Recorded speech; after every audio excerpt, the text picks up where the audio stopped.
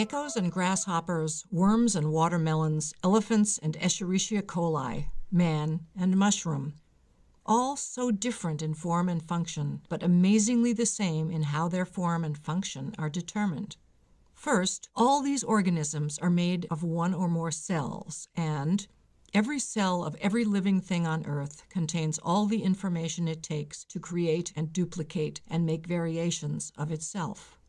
That information is stored in a very long but quite simple double molecule called DNA, or deoxyribonucleic acid.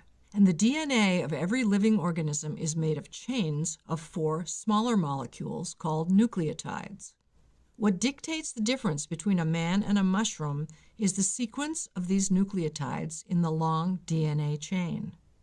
The 4 differing nucleotide parts, called bases, are made of a few carbon, oxygen, hydrogen, nitrogen, and phosphorus atoms, and the molecules look like this. And each of these 4 bases is attached to an identical backbone molecule, a sugar called deoxyribose, the D in DNA, and a phosphate group. Let's simplify these nucleotides and show them like this. So, a single sequence of nucleotides joined by their common sugars would look like this. And the DNA molecule where such sequences are stored looks like this. But how does a simple molecule dictate the form and function of millions of different living things?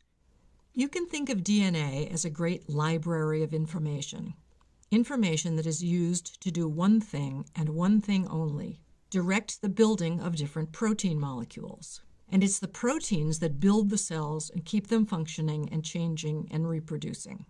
Here's where the familiar word gene comes in. If your DNA is a library of information, a gene is a book in that library. A gene is a segment of the DNA molecule. Let's say your body needs a particular protein, like insulin. To get it, some of your cells send a protein signal through the bloodstream to the cells in your pancreas, where insulin is made. That signal protein tells other proteins in the cell's nuclei to open up a part of the DNA double helix, the insulin gene, and start making insulin proteins. As soon as enough insulin has been produced, another signal protein comes to the pancreas's cells that tells them to stop making insulin. It's like looking up a book in the DNA library about insulin and then putting it back when you're done.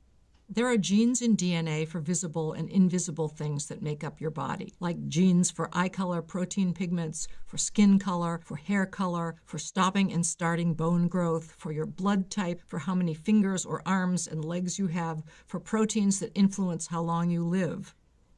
Your DNA probably contains between 25,000 and 40,000 genes, while the DNA of a worm or a plant or a fruit fly contains about 12,000 to 20,000 genes.